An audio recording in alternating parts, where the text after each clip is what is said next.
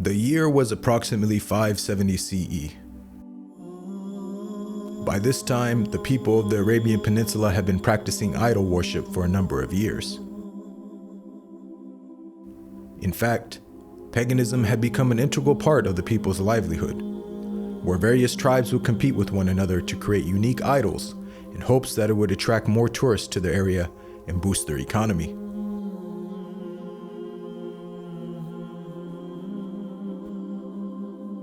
None were more successful in this endeavor than the people of Mecca. And by the end of the 6th century, the city of Mecca had become the center point for all religious tourism and trade in the region. That was until a Yemeni king by the name of Abraha had decided that he wanted his kingdom to the south to become the central religious and economic point in the Arabian Peninsula. And so, Abraha devised a plan to create an immaculate building that would be so grand it would overshadow the city of Mecca and attract all of its tourists and business.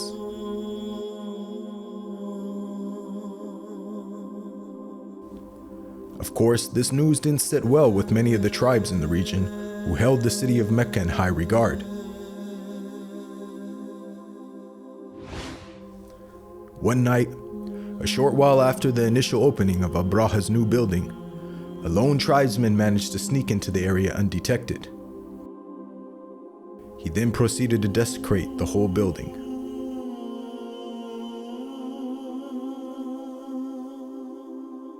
The next day, when news of the vandalism had reached Abraha, he became extremely upset, for he knew that this was done for no other reason than to extract revenge for his challenge to Mecca.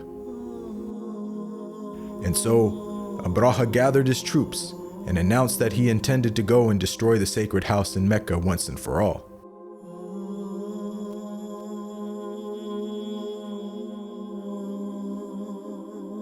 Abraha and his men then made their way northwards, only facing small pockets of resistance, which they easily crushed.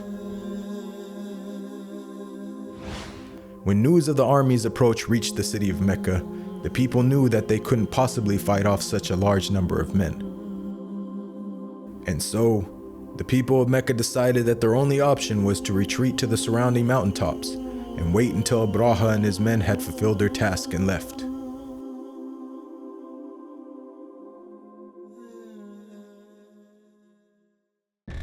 By the time the army had reached the outskirts of Mecca, the city was completely empty, and it seemed as if there was nothing that could stand between Abraha and the sacred house which he had come to destroy.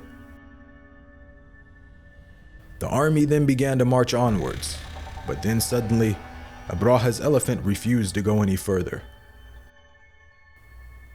And it was then, at that very moment, that God's punishment appeared on the horizon.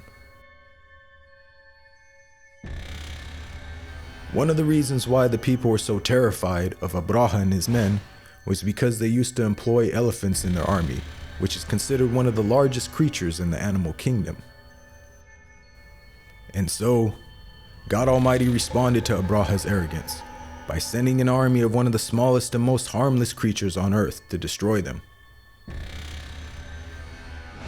As the flock drew near, the birds then quickly began to descend, casting their stones on Abraha and their men with such speed and force that it said that most of the men were killed right on the spot.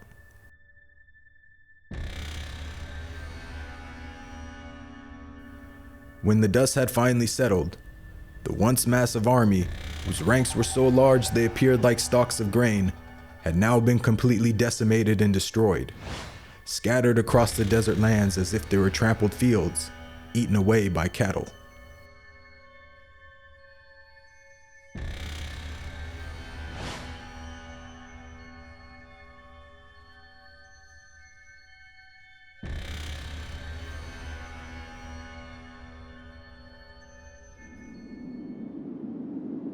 As all this was taking place, some distance away, far upon the mountaintops surrounding Mecca, the people of the city stood and watched in amazement as everything unfolded.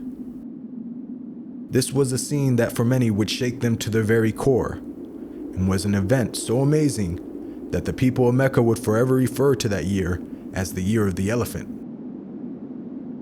God Almighty would later address the people of Mecca in the Quran, saying, "Have you not seen how your Lord dealt with the people of the elephant? Did he not throw their plot completely off course, and then sent upon them an army of birds, striking them with stones made of clay, thus leaving them as if they were nothing more than fields devoured by prey?